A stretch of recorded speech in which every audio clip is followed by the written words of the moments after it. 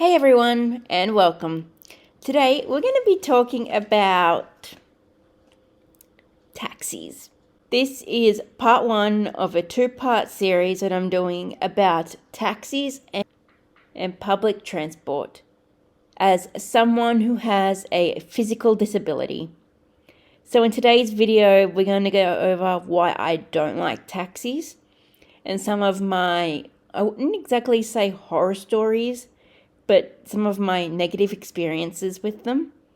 And we're also going to talk about in the next video some interesting mishaps that I've had on public transport as someone in a wheelchair. Just a disclaimer, this isn't just about mishaps with taxis themselves, but with the dispatch services as well, because that is where the main issue comes in. And a lack of communication. So let's hop into this, shall we? So one day it was rain. The night before I had to go to an appointment with a support worker, I had ordered a taxi because it was raining and it was supposed to be raining all through the next day as well. However, even though I booked that taxi the night before for 9:30 in the morning, that taxi never showed up, even though it was pre-booked in advance. So I had to call the dispatcher. So not only did I have to call the dispatcher and go, hey, what's going on? My taxi's not here. And it was bucketing down, mind you.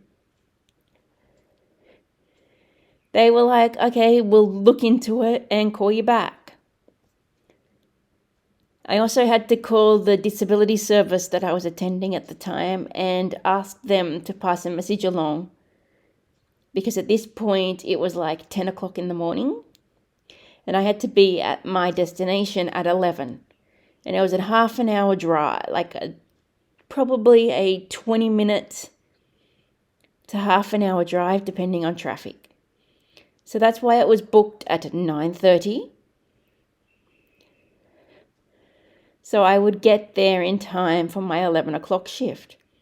Anyway, I called the disability customer service and was like, could you let so-and-so know that I was late because this was someone I hadn't worked with before? Anyway, point is, the taxi never showed up. So I had to call around probably 20 past because they didn't get back to me. No, they were like, oh, it's raining. We don't have enough taxis on the road. You're just going to have to wait. So I waited a little longer. Well, that was a waste of time because I ended up having to cancel my support worker shift because 11 o'clock came and there was still no taxi in sight. So the dispatcher failed to actually let me know of this. I had to figure it out on my own. So yeah, that was story number one. And most of these stories do actually involve rain. Okay, so the next story actually happened while I was out in public this time, and it was raining. I was at my disability service. I called the taxi I booked the taxi 2 to 3 hours in advance. So it was like 12 o'clock and I finished at like 2:30. Okay. Same issue. But this time, when I called the dispatcher, they're like, oh, we might have someone for you in probably 15 minutes. Okay. 15 minutes goes by. Still nothing. So at this point, another customer at the service gave me the number of the guy he uses. So I called him and he's like, yep. So I called this guy explaining who I am, how I got his number, and was like, can either you or someone you know within your system come and get me? He's like, yep, give me like 5 to 10 minutes to find someone, then I'll call you back. he actually called me back. He's like, they can be there in 5 minutes, 5 to 10 minutes. I gave them where I was, and he actually turned up. So when he dropped me off, he actually officially gave me his card, and he's like, if you need this again, just call me and I'll let you. Just call me and I will arrange for someone with an accessible taxi for you to come and get you. Now, back when I had started with this disability service, I did actually have a card from somebody else, but I obviously lost it and forgot to put it in my phone. Years ago, a same situation happened. I was given a taxi number, once he dropped me off, he gave me his card and he's like, if you ever need assistance getting home, call me and I'll help you arrange something. The morals of this story is, if someone has picked you up before and they give you their card, actually either keep the card somewhere safe, which is something I should have done, or put it in your phone. Simple. Now, the last story we're going to talk about within this was actually an emergency. I did have a support worker with me, but the ending of our shift was nearby. She could have stayed longer, but ultimately she had to go because she had another shift after me. So what had happened was, the batteries in my electric wheelchair that I use were on the way out. I had scheduled the repair service and it was for the next week. So we just had to get through a couple of days. Okay. But something happened while the two of us were out, and because the batteries were failing, they didn't obviously hold the charge long enough. So it was charged overnight like it usually does, but it didn't obviously charge properly. So we were at probably Blacktown Station, we were at Westmead Station when we noticed something was up, because the chair obviously had gone slower and the bar on my display was extremely low. And all we did was hop on a train, go to Westmead Station and walk over to the local park and had lunch, then was heading back. We weren't doing anything extreme. And the battery had failed. So anyway, we get back to Blacktown Station and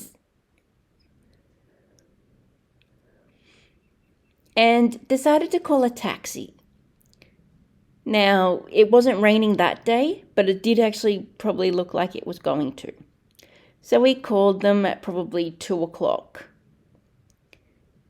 Nothing. We called the dispatch service twice. Still nothing. We waited like 45 minutes in the summer heat and no one showed up. So we called the coordinator of the disability service and was like, this is happening. And she had actually booked out a van from the head office for I don't know what reason.